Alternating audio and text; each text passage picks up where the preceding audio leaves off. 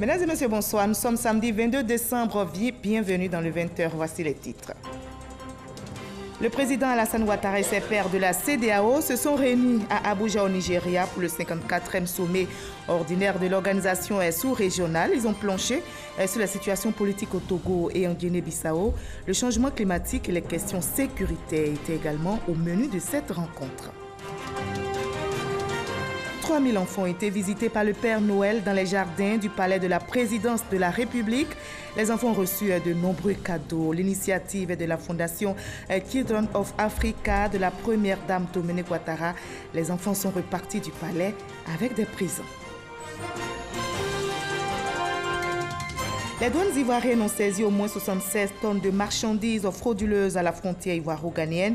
Ces produits impropres à la consommation ont été incinérés à Noé. Cette opération montre la fermeté des services douaniers à traquer les trafiquants dont les actions nuisent l'économie. Le président français Emmanuel Macron est arrivé au Tchad ce samedi pour une visite de 48 heures. C'est sa première visite dans ce pays principal allié de la France dans la lutte contre le terrorisme au Sahel, mais elle suscite la polémique au sein de la classe politique tchadienne. Soyez les bienvenus sur RTI 1. La page culture de ce samedi reçoit le ministre de la Culture et de la Francophonie, Maurice Bandama. Nous parlerons des dispositions prises par la Côte d'Ivoire pour le retour de ces objets d'art détenus à l'extérieur. Des œuvres spoliées durant la période coloniale, une première liste de 148 objets d'art sur un total de moins 20 000 sera restituée courant 2019. Mais le pays est-il prêt à accueillir tous ces objets d'art? Qu'en est-il du programme mis en place pour la restitution de ces biens culturels? Autant de questions que nous poserons au ministre de la Culture. Bienvenue, monsieur le ministre, sur notre plateau. Bonsoir, madame. Alors, comme le Bénin et le Sénégal, la Côte d'Ivoire s'est engagée dans un processus de retour de ces biens culturels spoliés pendant la période coloniale. Dites-nous, pourquoi est-il si important de récupérer toutes ces œuvres? Ces œuvres constituent une grande partie de notre patrimoine, de notre identité et donc de notre âme. Ces œuvres ont été enlevées dans les conditions que nous savons, dans des conditions de soumission, dans des conditions d'exploitation, et en nous arrachant ces œuvres, on nous réduit à un peuple sans âme. Donc la restitution est un droit. C'est la reconnaissance de ce que ces œuvres ne peuvent être séparées de notre patrimoine et qu'elles doivent être revenues pour que nous puissions en jouir, que nous puissions en exploiter et affirmer notre civilisation. Et vous nous en direz davantage dans la page culture. Ce sera dans une trentaine de minutes. À tout à l'heure, monsieur le ministre. Merci. Vous restez avec nous. On va partir pour Abuja, au Nigeria, où le président Alassane Ouattara et ses pairs de la CEDEAO se sont réunis pour le 54e sommet ordinaire de l'organisation sous-régionale. Ils ont planché sur la situation politique au Togo et en Guinée-Bissau. Le changement climatique et les questions sécuritaires étaient également au menu de cette rencontre. On en sait plus avec notre envoyé spécial à Abuja, Jérôme Kofi Abolin. Ils sont là, en grand nombre, ce samedi à Abuja. Le président de la République de Côte d'Ivoire, Alassane Ouattara, y compris, en témoigne la photo de famille prise pour la circonstance. Tous, ce sont des chefs d'État et de gouvernement présents dans la capitale nigériane pour le 54e sommet de la communauté économique des États de l'Afrique de l'Ouest. Une présence saluée par le président en exercice de la CEDEAO, Muhammadu Buhari, chef de l'État nigérien.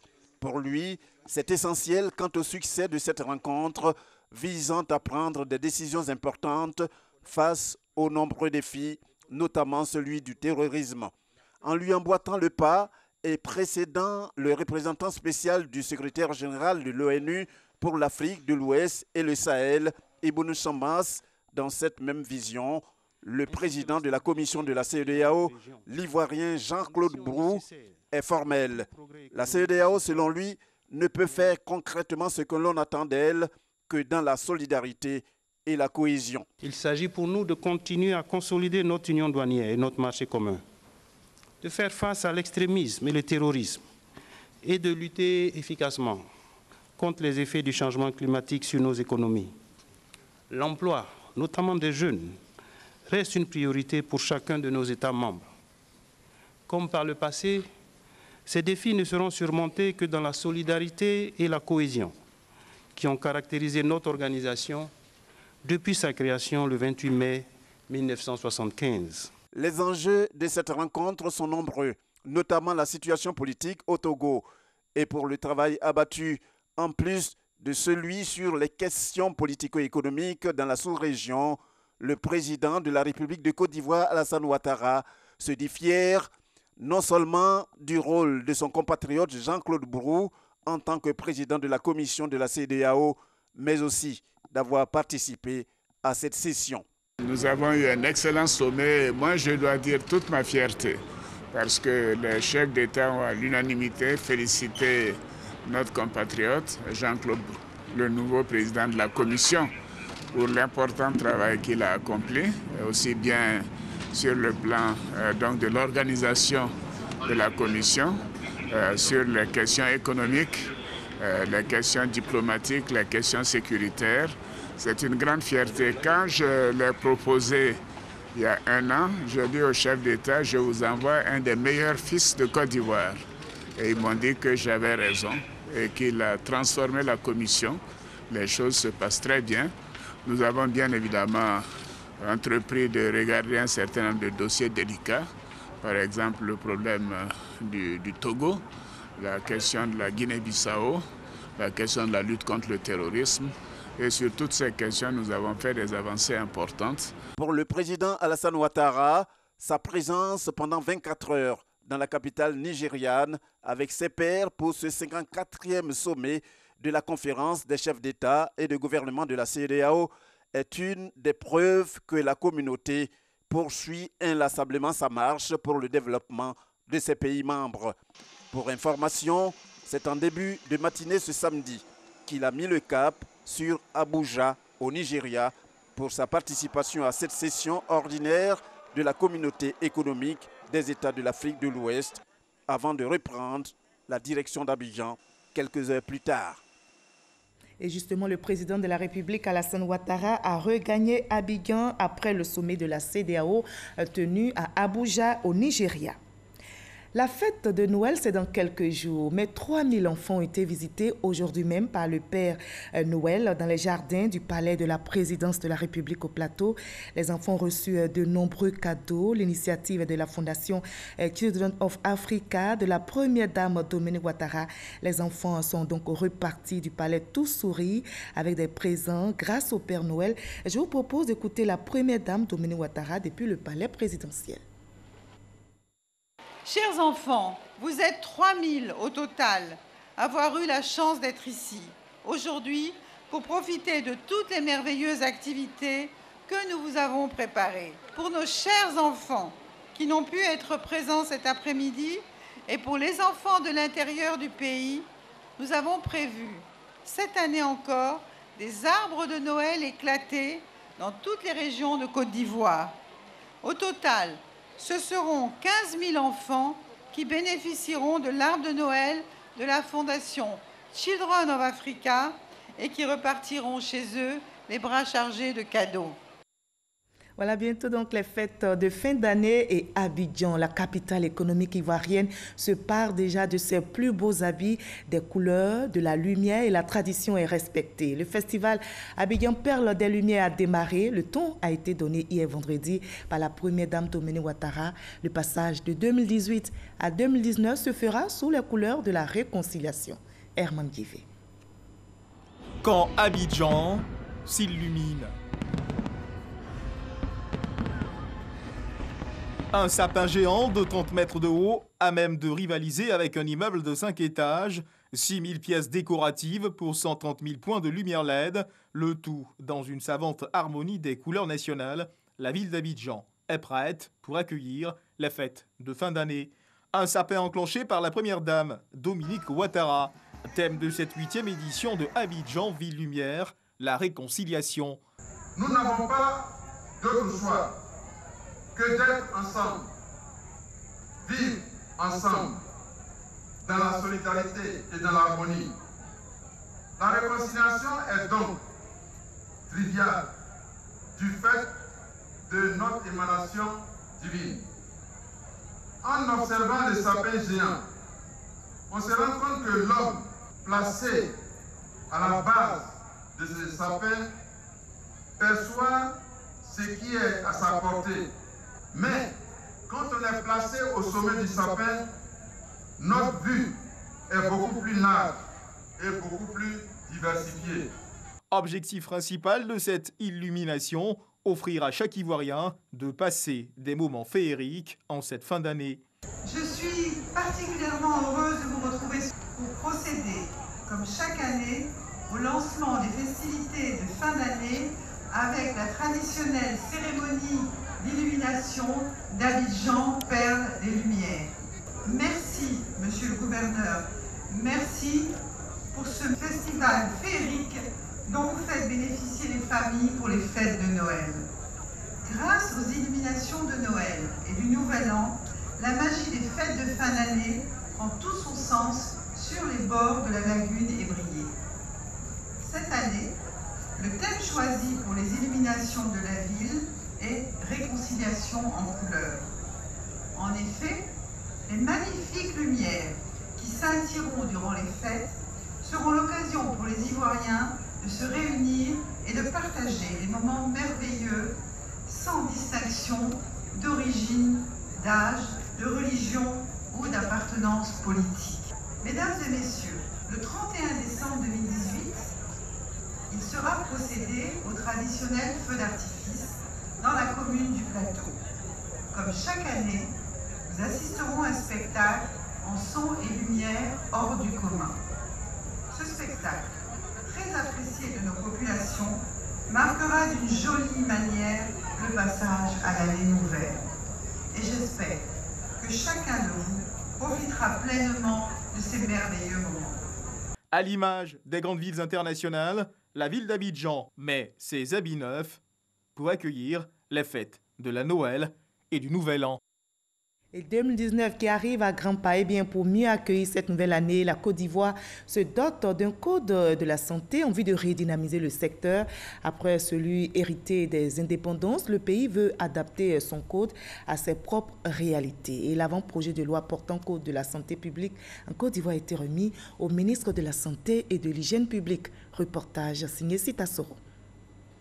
Depuis son accession à l'indépendance en 1960, la Côte d'Ivoire a hérité du Code français de la santé de 1953. 65 ans plus tard, le besoin d'avoir un code adapté aux réalités ivoiriennes se fait sentir. En janvier 2018, sont lancés les travaux de rédaction du Code de santé version Côte d'Ivoire.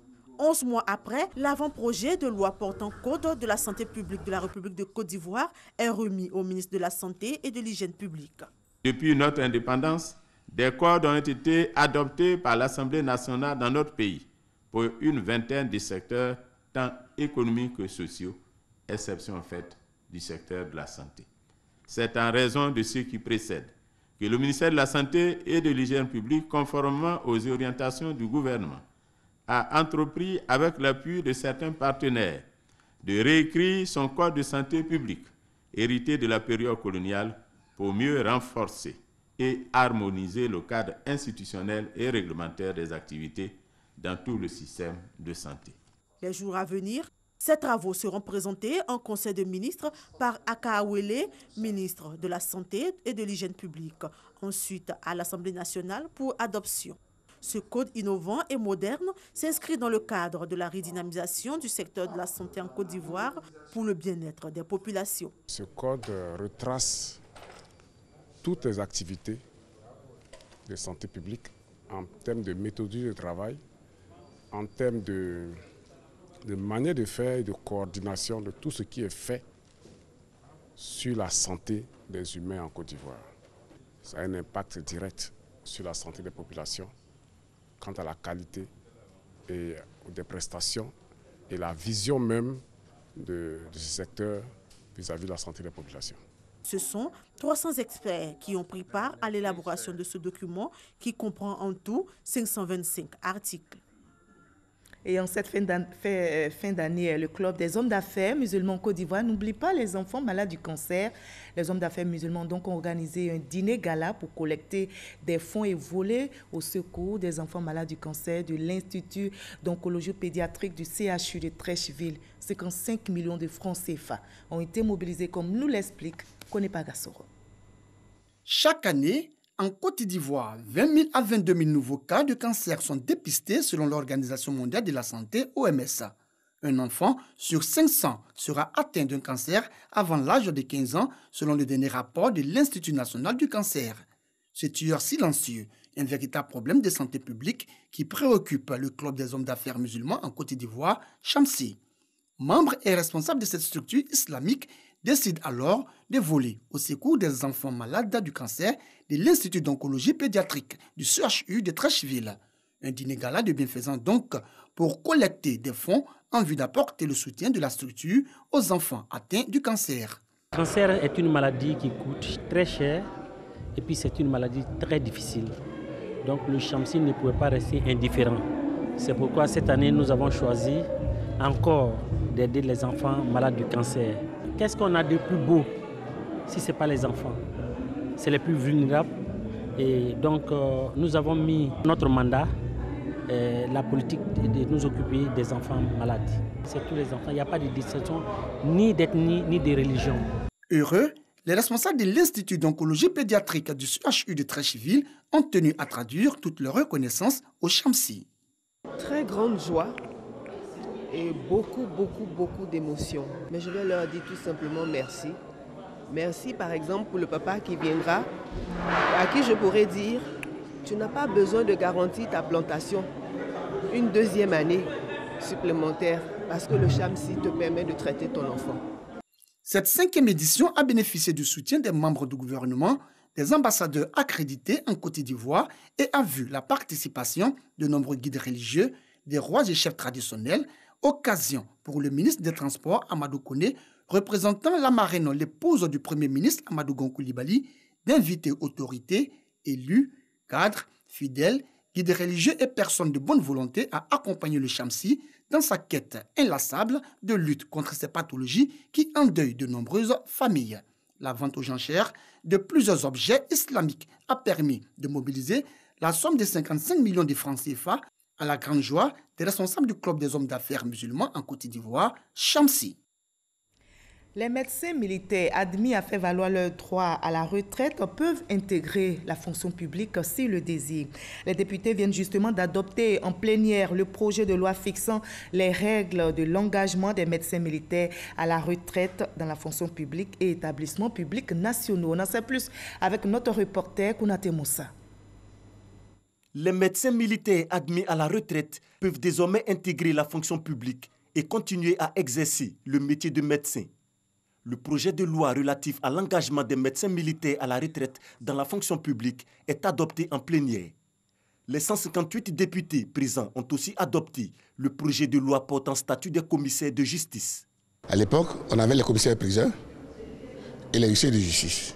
Et j'ai trouvé que les deux faisaient pratiquement la même chose, même s'il arrivait des fois où certains marchaient sur les plans des autres.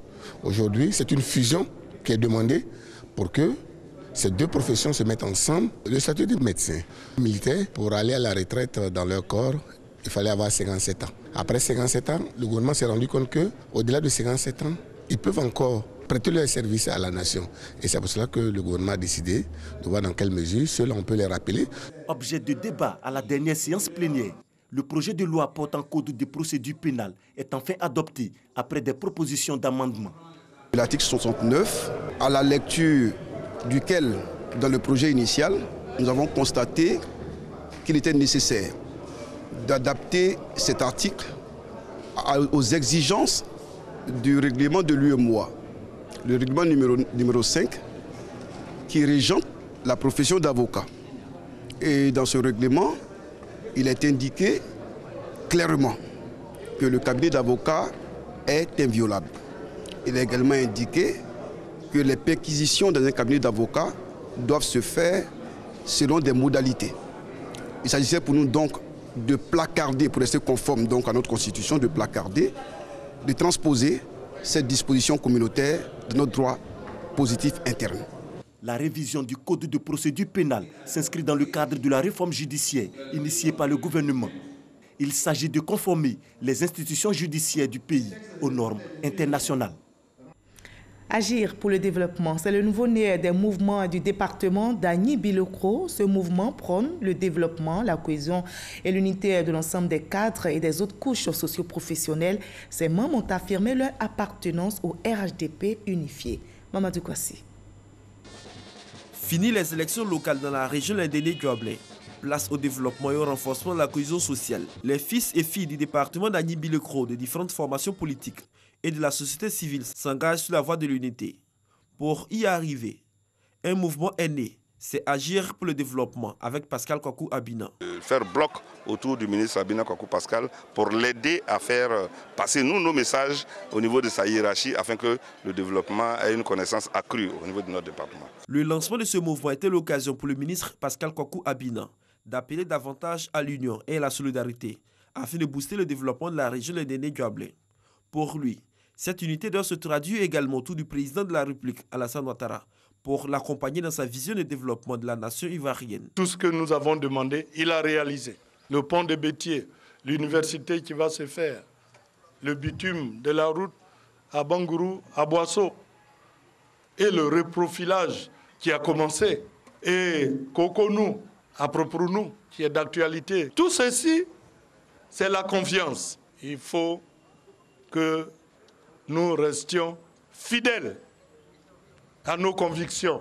Pascal Kwaku Abina invite par ailleurs les cadres et les militants du PDCI RDA à adhérer davantage au RHDP unifié. Il faut que mes parents soient rassurés. Je ne vais jamais vous envoyer dans le gouffre. Quand je fais un choix, c'est mûrement réfléchi.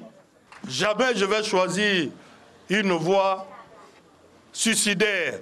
Le RHDP, c'est l'avenir. Beaucoup de gens qui parlent aujourd'hui, qui vilipendent ce RHDP, ils ont été élus, soit députés, soit sénateurs, sous la bannière du RHDP. Alors, si on veut se régner, qu'on rende sa démission de son mandat. Le RHDP, c'est l'avenir. Et vous savez tous ce que le RHDP nous a apporté. Les chefs coutumiers, les jeunes et les femmes s'engagent à leur tour à implanter ce mouvement de développement dans tous les villages et hameaux de la région Lindéné-Dioblé. Le bureau politique de l'UDPC, l'Union pour la démocratie et la paix en Côte d'Ivoire, s'est réuni aujourd'hui samedi dans la commune de Cocody, ici à Abidjan. Et son président, Albert Mabry-Troikeus, s'est prononcé sur la vie du parti. On en sait plus avec Herman Divé. Échanger sur la vie du parti Arc-en-Ciel relativement aux préparatifs du congrès constitutif du RHDP le 26 janvier prochain.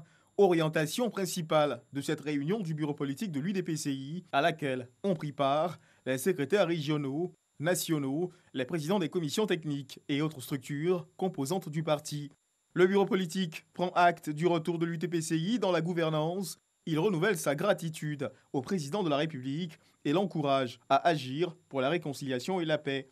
Quelle position du bureau politique de l'UDPCI pour ce qui concerne le congrès constitutif du RHDP du 26 janvier 2019? Considérant son statut de parti initiateur de membre fondateur du RHDP, vu les sacrifices déjà consentis par les militants de l'UDPCI dans le cadre de l'alliance RHDP du 18 mai 2005 à ce jour, vu les valeurs de paix, de cohésion, de rassemblement et de solidarité qui caractérisent l'UDPCI, le bureau politique autorise le parti à prendre part aux travaux du congrès constitutif du RHDP du 26 janvier 2019. Le bureau politique réaffirme son attachement à un RHDP de rassemblement, ouvert à toutes les filles et à tous les fils de la Côte d'Ivoire. Le bureau politique exhorte par ailleurs l'ensemble des organes du parti à demeurer mobilisés pour les défis à venir.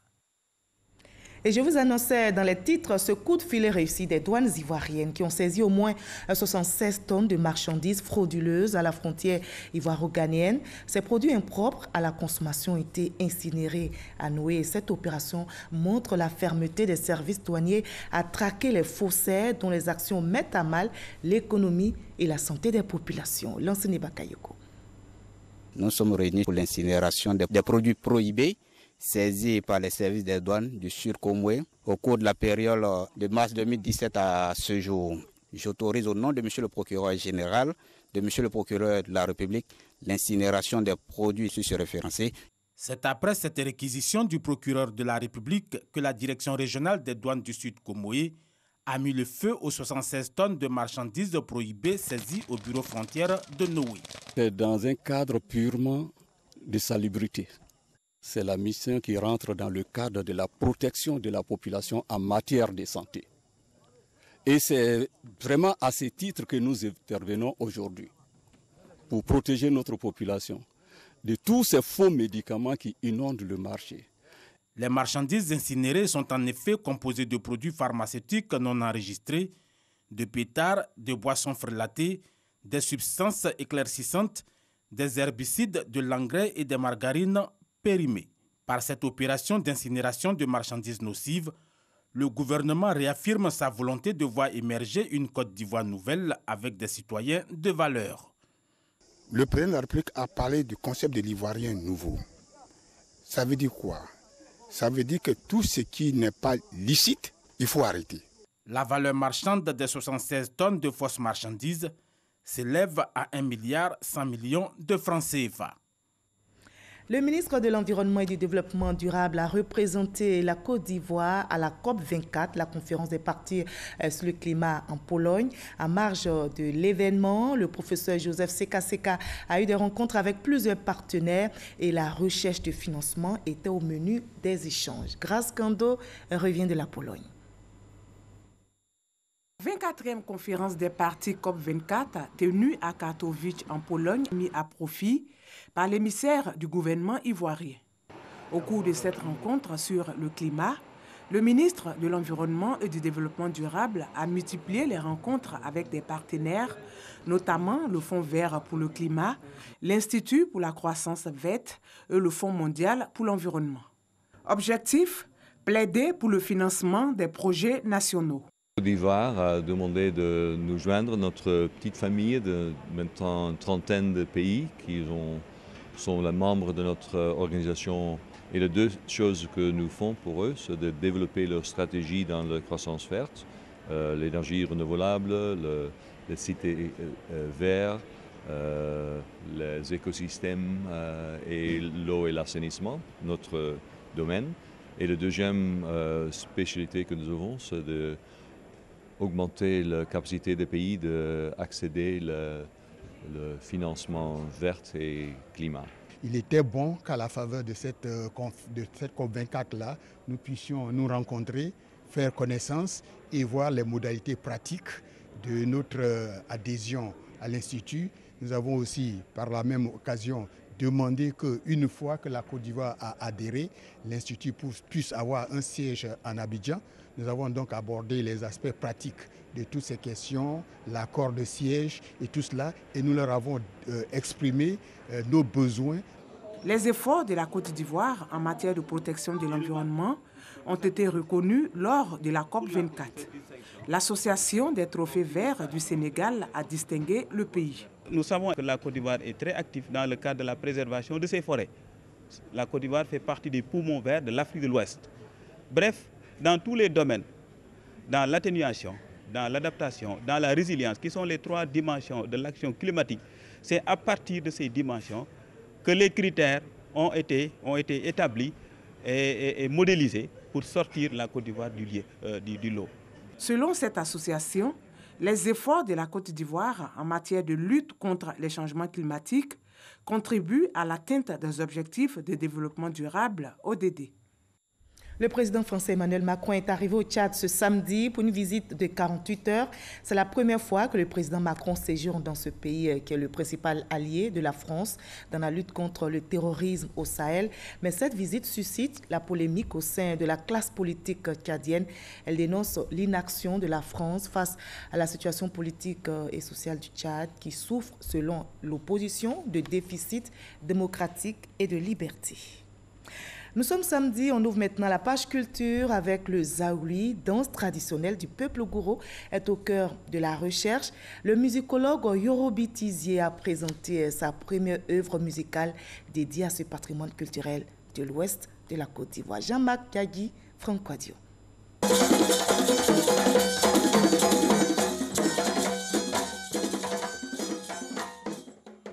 Le pas cadencé, bercé par un grelot et flûte traditionnelle, caractéristique du pays gouro peuple du centre-ouest ivoirien. Les chansons qui accompagnent le masque, toute une ambiance. Voici le Zaouli, masque singulier reconnu pour ses traits fins. Le musicologue chercheur Yorobi Tizier en a fait sa source d'inspiration. Le vecteur choisi, un album musical, l'Acido, présenté au public. L'artiste exhorte à adopter les valeurs de cohésion sociale et d'intégration prônées par le masque Zaouli. Le Zaouli peut apporter beaucoup au public parce que le Zaouli met la gaieté. Et le Zaouli, dans son concept, parle de la cohésion entre les hommes. Et le Zaouli parle aussi de goût de l'effort. Vous voyez comment il danse avec une vigueur énorme. Et il le fait pendant des heures et des heures. C'est un symbole de courage. Et j'ai voulu donc mettre cela en musique. Un album de 8 titres qui parle aussi des mœurs et des travers sociaux. On a le Zaouli qui est aujourd'hui du patrimoine, qui fait partie du patrimoine de l'UNESCO. Mais il faut aller au-delà, connaître ce peuple, faire la promotion de ce peuple. Et c'est ce qu'il est en train de faire. Yorobi Tizier est artiste, je le découvre ici. Et bien ça aussi, ça m'enchante. Et je lui souhaite vraiment bon vent. Et nous allons faire la promotion de ses œuvres. Et on espère que ces œuvres-là auront du succès. En 2017, le Zaouli a été inscrit sur la liste du patrimoine mondial matériel de l'UNESCO. Il est originaire du centre-ouest de la Côte d'Ivoire.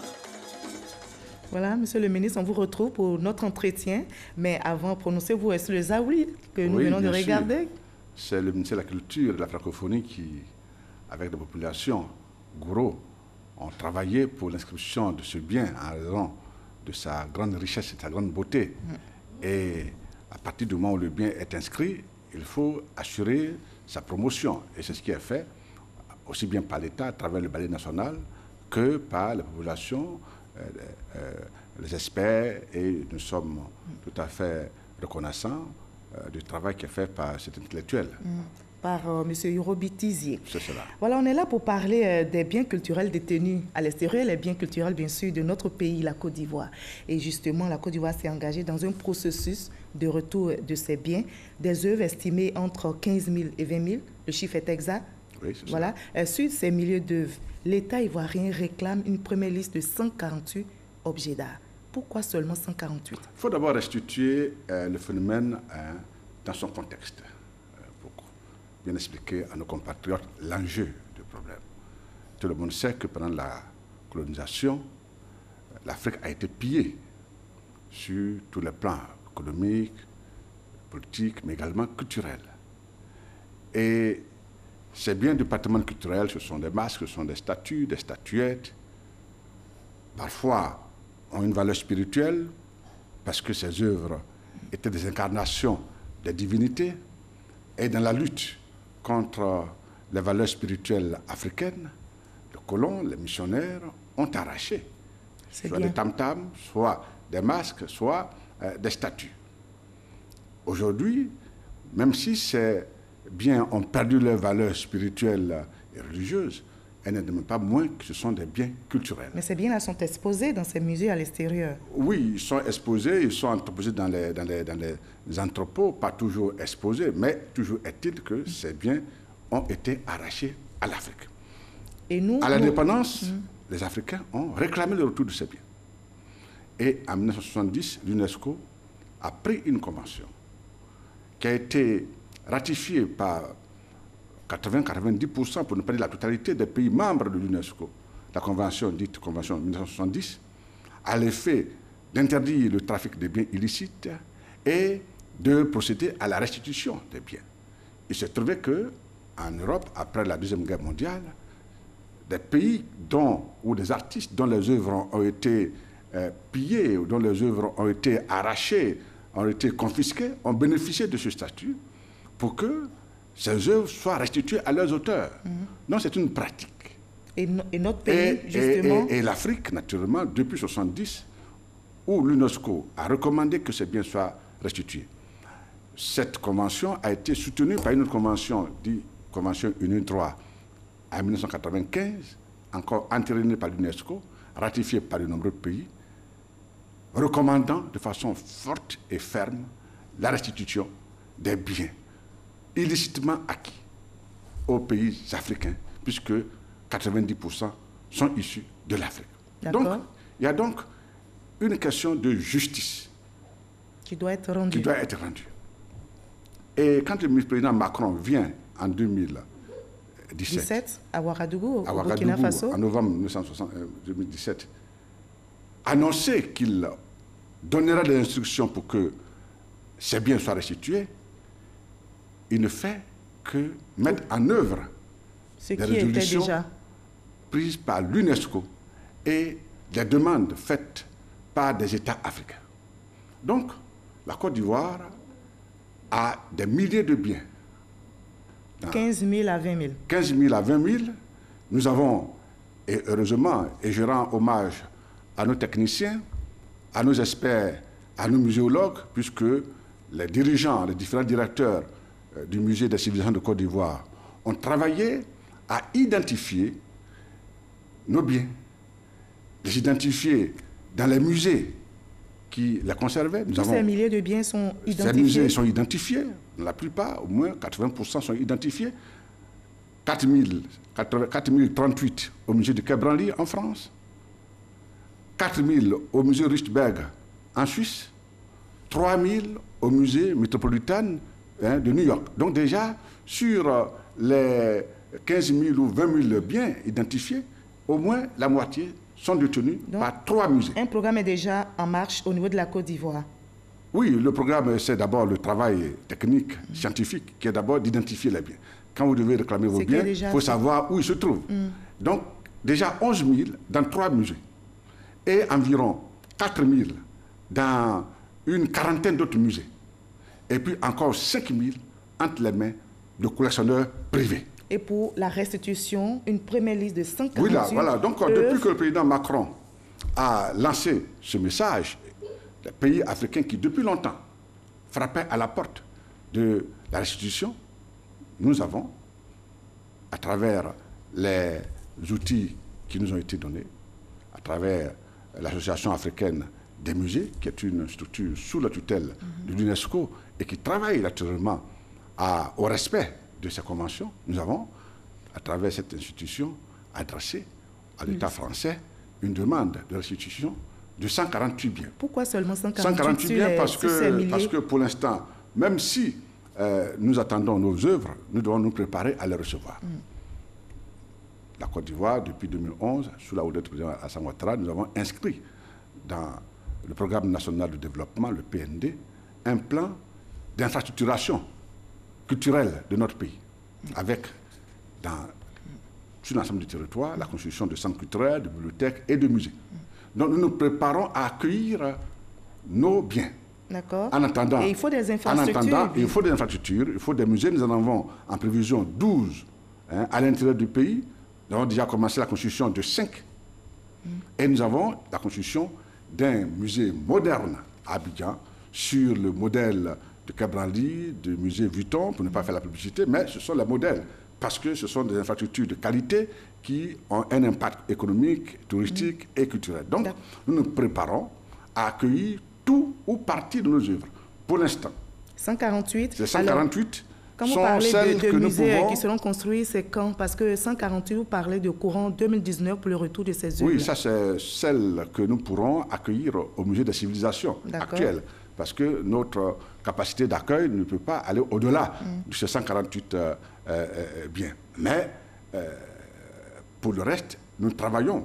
Pour les musées en construction, un centre culturel d'envergure ne se construit pas en 6 mois. Il faut 2, 3, 4 ans pour le construire. Le musée, donc 12 musées qui seront construits. Le musée de Dakar qui vient d'être inauguré cette année, sa construction a démarré depuis 10 ans. Depuis 10 ans. Donc, nous avons démarré depuis, il faut faire des études techniques, il faut identifier les sites, ça met du temps. Voilà. Et nous avons déjà ces espaces, nous avons déjà commencé les travaux et nous pensons que d'ici 2 ou 3 ans, nous aurons au moins la moitié de ces musées, au moins 6, et celui d'Abidjan.